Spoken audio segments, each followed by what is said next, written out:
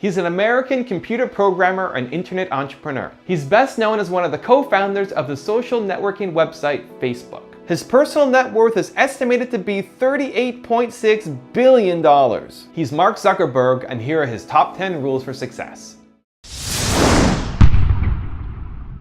First of all, focus on it, right? I mean, I think like you basically get what you spend your time doing, right? I mean, I want the company to build 3 products this year. I mean, we're going to work on a few others because people are interested in them, but those are the 3 things that I'm spending my product time on, right? You get what you put into it. If you spend a third of your time trying to make the people around you better through getting better people, mentoring, getting them to be better, getting the best people in your organization who you know into more impactful roles, then I think over time that just accrues and you get a better organization. We've had this tradition for, I don't know, probably 7 or 8 years at the company, where every week we have a Q&A where our employees can come and ask me any question that they want about what's going on and what the direction of the company is, or questions or things that they read about in the press, or that their friends who use the product, what they're asking them.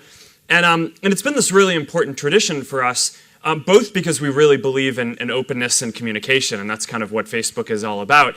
But it's also really important for me and for running the company to be able to get feedback, right? And to be able to learn what's on people's minds, what our employees and folks who are part of our team are thinking about, and just kind of a lot of the time there are good questions that people ask that change the way that we think about what we're building and what we're here to do in the world, and that often make us go think and reevaluate how we should be approaching different problems. So many things go wrong when you're starting a company, and often I think people ask, what mistakes should you avoid making? And my answer to that question is don't even bother trying to avoid mistakes, because you're going to make tons of mistakes, right? And the important thing is actually learning quickly from whatever mistakes you make and not giving up. Right, and I mean, there are things every single year of Facebook's existence that could have killed us or made it so that it just seemed like moving forward and making a lot of progress just seemed intractable, but you just kind of bounce back and you learn, and nothing is impossible. You just have to kind of keep running through the walls. I don't hire people who I wouldn't work for myself. I think that that's a really good heuristic, because everyone knows this, like, there's this saying like, A players hire A players and B players hire C players, which is like good people hire good people. Yeah. And I don't think that that's that informative, right? Because I mean, what are you going to say? Like, to someone in your organization, hire better you're a B people. player, you don't get to hire people. Like, I mean, no. I mean, and I think a lot of the time the problem is you don't actually know. I mean, sometimes you're like trying to figure out how good someone is. If you didn't think they were good, you wouldn't have hired them. But the heuristic of only hiring people who you would work for tends to be pretty good, I think, because then it's like, then that right? It's like, I would not work for this person, then okay, I'm not going to like stretch just because I need to fill a role today. When you're starting something, it's just kind of hard. You need to be pretty headstrong about it, right? And there are going to be all these challenges that come up, and I think the main thing that you need to do is just not give up, right? And kind of know what you want to do. And the best entrepreneurs who I've met don't really start companies because their goal is to build a company. They do it because they want to make a change in the world and help people. And I think if you kind of stay true to that, and if you just focus on kind of powering through no matter what the challenges are that will inevitably come up in your path, then you'll find that there are lots of tools that are available and a lot of people who will help you build what you're building. One definition that I have for a good team is a group of people that makes better decisions as a whole than would individually make as a sum of the parts. And I think most smart people like learning, right? And I mean, that's like one of the thrills of starting a company, right? Is you're just, the learning curve can be so steep. And if you can set up a team dynamic where you're constantly learning from the people around you, then I mean, what's better, right? It's like, these are the people I wake up every morning and I want to go learn from and work from. Is that one of your heuristics for hiring people too, to like hire people that you learn from? Yeah, and when building a team, you want to think about the dynamics, so that way you can maintain this property that the team makes better decisions as a group than any individual would. I always kind of like, I get a little upset whenever any media attention focuses on me personally and me leading Facebook, much less a movie. It's been kind of a bad year, hasn't it? It turned out okay. Time, Academy. It turned out good. The Time thing was awesome. That was really flattering. But like, But I think that it's one of these things that the media systematically gets wrong, is that this idea that it's a person, right? It's never a person, right? It's always a team. And the most important thing if you are an entrepreneur trying to build something is you need to build a really good team. And that's what I spend a lot of my time on, right? I mean, I spend probably at least 3 hours a day with our core team, right, and doing things. I spend probably 25% of my time recruiting, finding good people, both outside the company and inside the company to put in more impactful roles. So there's this inherent conflict in the system, though, which is, are we trying to optimize newsfeed to give each person, all of you guys, the best experience when you're reading? Or are we trying to help businesses just reach as many people as possible? And in every decision that we make, we optimize for the first, for making it so that for the people who we serve, who use Facebook and who are reading newsfeed, get the very best experience that they can. And that means that if a business is sharing content that's going to be useful for them, then we'll show that. But that means that if the business is sharing content that isn't going to be useful for them, we may not show that, because it's probably more important that they learn about their friend who had a baby and their baby is healthy. So that's an important guiding principle for how we think about this stuff.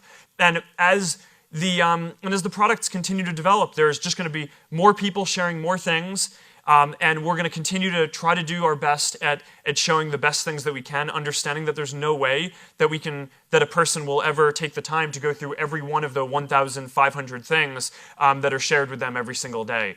But that's kind of how I think about organic reach. And there are a lot of pages that are doing quite successfully, and their organic reach is growing quite a bit because they're delivering content to people that they really want. So if you're a business owner and you're thinking about how to use your free page on Facebook, I would just focus on trying to publish really good content that's going to be compelling to your customers and the people who are following you. I spent a bunch of time analyzing and reflecting on why it was that we were even able to do it, because all reasons suggest that we shouldn't have been able to do it, right? Because all these other companies had way more engineering power and servers and time and money and all this stuff. And I actually think that this is a pretty instructive thing for anything that you want to go do, because this is the same property is going to be true for anything that you guys start, is that someone else is going to have more resources and be able to do it. The reason why I think we actually ended up being the ones doing it is because we just cared way more about it than everyone else, right? So there were always projects at some of these other companies that were these hobbies, but we always thought that it was this really important thing and really just felt in our gut and our heart that we wanted to do it. And early on, there were always these skeptics saying that, oh, this can't be a business. We didn't actually care that much about it being a business early on, but a lot of the reason why bigger companies didn't invest in it was because it wasn't clear that there was a model that would work for it. It seemed like a bad idea. Yeah, and I actually think that that's true for a lot of the best ideas, where it is that it's not that someone else can't do it, they actually can, and the odds are stacked against you, but I think often that belief in the fact that you just care so much about what you're doing is the only thing that kind of drives you to do it. And, to be honest, that kind of drives me to this day. I mean, one of the big emphasis points for the company right now is internet.org. And, for a while we had this rallying cry of, can we connect 1 billion people? And when we started talking about that, we thought that was crazy, right? It was way bigger than any service in the world that had been built, and it was 10 digits long, right? It's it felt crazy. We'd never get to that. But then the thing is, as we started to actually get closer to that, we took a step back and we're like, all right, well, our mission isn't actually to get 1 in 7 people in the world to be connected. It's we want to connect everyone. So it's a big issue that only around 1/3 of the people in the world have access to the internet, and that's something that we think that we can do something about. And similar to early Facebook, there's no business model around this. I mean, all the people who have all the money in the world, I mean, it's not necessarily a fair thing, are already the people who are on Facebook, right? It's in the first 1/7 of the world. But we just believe really strongly. It's like, this is what we are here to do. This is what our company cares about. I care about it. The team cares about it. Our culture cares about it. So we're just going to keep pushing on it. And I actually think a lot of the reason why great stuff gets built is because it's kind of irrational at the time. But so it kind of selects for the people who care the most about it doing it. But the students around me were really important as well, right? And both in high school and in college, I mean, the people who started Facebook with me and a lot of the people who are still with me running the company today are people who I met when I was at Harvard. And some of them were my TFs at Harvard, right? And when the professors were off writing papers, these were the people who actually taught me, and then we hung out, and we had like social bonds and academic bonds, and I wouldn't understate the importance of that. And I mean, it's very tied into my whole philosophy and the product that I spend my life building, Facebook, because we just believe that social bonds are critical. And one way that I think about the value that Facebook is filling in the world is that you go through school, and at least when I did, people just focused on academics, like achievement, different areas. And one of the things that no one really ever taught me was like having friends is really valuable. Now, not that I didn't have friends, but like, although the movie, yes, right, make it seem that but that first girlfriend. But for sure, I don't think anyone is like. It's not like, okay, third grade, we're gonna teach you that like hanging out with people is a very important development, right? And I don't know, I actually think that is. And I think that that's part of the reason why sometimes people view Facebook as a waste of time, but I actually think it's this extremely socially valuable utility. And I know that I wouldn't be where I am today without that aspect of my life being as developed as the academic part. Thank you so much for watching. I made this video because Moxertons asked me to, so if there's a famous entrepreneur that you want me to profile next, leave it in the comments below and I'll see what I can do. I would also love to know which of Mark Zuckerberg's top 10 rules had the biggest meaning to you. Leave it in the comments and I will join in the discussion. Thank you so much for watching. Continue to believe, and I'll see you soon.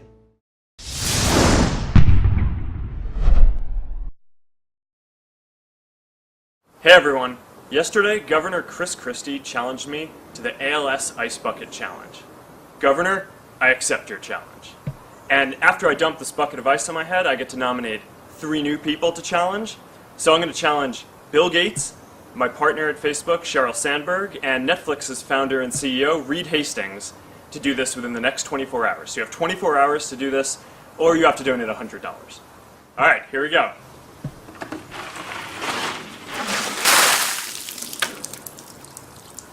That was really cold.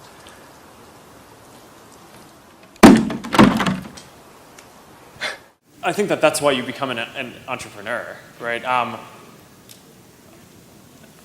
Like, you don't get to pick your partners a lot of the time, but you do get to pick your organization.